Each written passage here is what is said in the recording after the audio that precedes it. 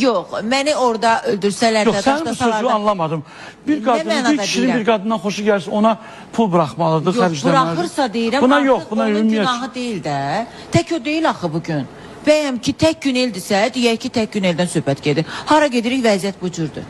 Və bu kimi bəylər nəinki məclislərdə, toylarda, nəinki ad günündə, nəinki kabinetlərdə bütün müğənniləri aparırlar, elə pul da xərcləyirlər, hədiyyə də verirlər. Bəyəm bu gizli məsələdir və görsənilməz bir şeydir ki, mən deyirəm, bu wow deyə qarşılanacaq. Biz bütün günü da restoranlardayıq da, nəinki müğənni, elə fərqi yoxdur. İndiki kişilərin biraz gözü gərəkdir ki, doysun.